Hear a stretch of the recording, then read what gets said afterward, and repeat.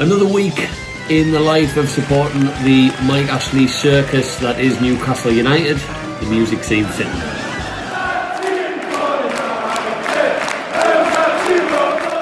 Yes, we all woke up on Sunday morning after that absolutely tragic, catastrophic performance against Brighton on Saturday that we are not going to talk about on this video. I think I said enough in my match review. But we all had a tiny bit of hope, just a tiny bit of hope, that maybe the only positive to come out of this might be that Ashley finally might give Bruce the boot and we can salvage some of this season and hopefully beat the drop. Looks like wishful thinking at this stage, but that's the hope some of us had. But it was never going to be as simple as that, was it? And we all woke up on Sunday to all the newspapers reporting that apparently Ashley has decided to stick with Bruce and give him the international break to sort the team out, rejuvenate the team. You know, Bruce is well known for that, and get them ready for Tottenham in the next match. So I sort of started thinking the last day or so about what Ashley's thought process might be for keeping Bruce and not making a change. And I think as a businessman, and we all know, as much as we hate the bloke, Ashley is a good businessman because he's a billionaire, let's face it. How many of us are billionaires? And he's got businesses, you know, his business portfolio is like a monopoly board. And I think from a business decision point of view, one of the only reasons I can think of, well, amongst a few, but the main reason I can think of is that Ashley has tried this before. He changed the manager in 2009, obviously brought Shearer in, didn't work, didn't stay up. Obviously that awful day at Aston Villa on the last day of the season. Fast forward to 2016, Steve McLaren gets the boot. Somehow we get Rafa in. I didn't know how at the time in them circumstances Ashley managed to pull that cat out of the bag, fair play, but it didn't work. And that was a really, really top coach who'd won Champions Leagues, league titles abroad, and he couldn't keep us up with 8 or 9 games to go. So I don't know whether Ashley is looking at it thinking, why the hell would I pay a man off, bring a new man in on some new contract when it hasn't worked for me twice? And from purely a business point of view, sacking an employee and bringing a new one in the hope to salvage some sort of financial gain in terms of obviously the cost of the club and keeping us up. Would you make the same mistake 3 times as a businessman in terms of a reshuffle of staff? I don't know. Maybe that's the thought process for Mike. It's tried and tested that bringing someone new in with a couple of months left of the season does not work. That's maybe where his head is. I think also this injury thing that we hear plenty about from Bruce in his interviews. We've got players injured, we've got players injured, we've got players injured. Every single time. It's like a stuck fucking record, isn't it, with Steve? Maybe Ashley is thinking, we'll give him just until Almiron, Maximin and Wilson are back. Then we'll see. Then we'll see whether they're still not playing for him. Because, again, if Ashley can save on the cost of Bruce's contract, I'm sure he's going to try and do it. And I'm sure if there's been a conversation had between Chanley, what the hell does Chanley do, by the way? Different conversation for a different day. But if Bruce has had a conversation with Chanley, I'm sure Bruce, as he does in his press conferences, says, well, we've got our biggest players out. We've players had COVID.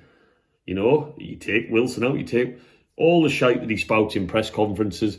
Maybe Ashley has bought into that little bit and he's like, right, Steve, if after the international break, Wilson, it looks like, will be back in the team. Maximin might be fit. He's maybe thinking, right, we'll give you your best players back and then we'll see how you get on.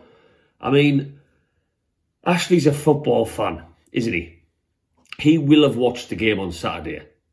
How he could watch that and make the decision, aside from any business decisions, what players are injured, how he could see 11 men on that field perform as badly, as inept as what they did. No drive, no resilience, no determination, no running, no graft, no idea. Just one of the worst performances. A bloke on the radio said it's the worst in 50 years of watching Newcastle in his lifetime that he's seen. I've been supporting Newcastle to memory about 20 years now, and it's by far one of the worst performances I've ever seen. So how he can watch that as a football fan, forget about the business side of things, and not make a change with relegation looming large, hanging over us like the fucking Grim Reaper, it still baffles me, regardless of whether he's tried changing managers in the past and it hasn't worked, regardless of injuries. Them players on the field on Saturday were still good enough to get a result. Fraser would get in a lot of Premier League sides. Almiron, £20 million signing. Lascelles, captain. Dubravka in goal. You know, Shelvey. God, the pundits love Shelvey. One of the best passers of the ball in the Premier League. Can't remember the last time I thought that watching him play. But point I'm making is we've got a team there who is more than capable of putting on a performance against Brighton, Hove Albion. So how Ashley hasn't watched that and wanted to make a change just off that alone, how tragic that performance was, again, is beyond me. There's been a lot of calls, even from me on Saturday in my match review, in my anger, for Bruce to resign. And I think, yes, I totally understand. As my dad tried telling me today, the argument is that he wants the money, he wants the payoff, the $4 million. I get that, but let's not forget, managers resign and leave football clubs in professional football all the time. It happens all the time that they take the hit on maybe a sack and compensation package because they know they're doing a bad job and things aren't working out and they leave. So taking that into consideration, that it's not unrealistic for us to want a manager to resign, but this is the team that Bruce, in 20 years of management, he's finally managing the team that he apparently supports. His team. He's a Geordie.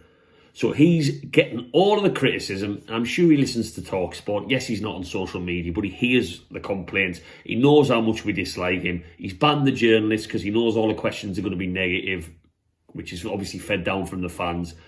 So why not resign from this one, Steve? Your bank balance can't be bad. I'm sure it's not. You've been in football management for 20 years. You were a player for 15, 16 years. Money's not a problem. So this is the first time you're managing a team that you supported as a kid. You stood on the terraces and cheered the team on, and you know that you're doing a terrible job and you're out of your depth. So is it unrealistic for us to hope and maybe pray that Bruce just says, do you know what, Newcastle fans, you're right. Someone else needs to take over from me now. I don't want to lead you into the Championship. My time is done. I mean, you've had fucking 18 months. God, you've had more experience with the club you apparently loved as a kid than any of us could hope for in a lifetime. I'd be happy with a 30-second cameo as a substitute for Newcastle. I'd have pictures of it all over me wall. You've managed them for 18 months. So just walk away. If it's your last job in football, it's your last job in football. I'm sure like Crawley Town or someone will take you on less money in League One or someone in the Championship or whatever. But I don't think it's unfair of us to ask a man who apparently supports this team that he's driving into the ground to resign. No. Conspiracy theorists out there might say that he's wanting the sack. I've read that over the weekend. Some comments on our Facebook post and Instagram posts. Again, you are delving more into conspiracy things by thinking that, but if he's money orientated and he knows he's doing a bad job, $4 million, if he gets sacked and he's just waiting for that phone call, it's not the worst phone call, is it? Steve, you're going to have to step aside, but we are going to pay you a $4 million compensation package to wave you on your way. You know, I get that. And to be honest, him wanting the sack would explain a hell of a lot of fucking decisions, let's face it. Sean Longstaff coming on Saturday when we didn't have a recognised striker on the pitch and Gale and Carroll are sat looking at each other like two, what the hell's going on, Steve? Bring us on. So it would explain the die of football. It would explain the stupid substitutions, the awful press conferences, if he is wanting the sack. But I just don't know. It looks like we've got to put up with this bloke maybe for the rest of the season. And quite honestly, and I think I speak for most Newcastle fans when I say this, if we are going to keep Steve until the end of the season, we are going to go into the Championship. So we may as well start planning for that now. I shared a video, an On This Day video of Andy Carroll scoring the winner against Doncaster in 2010. I think we might have to keep on to Andy because he might be a decent striker in the Championship. It's probably his level. Please let me know in the comments where you think Mike Ashley's head is, what his logic is for deciding to keep Bruce on in what looks like could seal our fate in terms of us plummeting in the Championship and him losing a lot of money on selling us. Chuck some conspiracy theories at me in the comments as well. If you think that Bruce is playing for the sack, let me know. Please like and subscribe, and as always, get us on Facebook and Instagram where the content's coming. Not much positive content at the moment, admittedly, but make sure you get us on there as well. And as it's the international break, I'm going to try and come in with a couple more positive videos in the next couple of days that don't involve me sitting miserable as hell wanting a beer talking about Steve Bruce. Thanks for watching. Enjoy the international break. No Newcastle football for 2 weeks. Get in.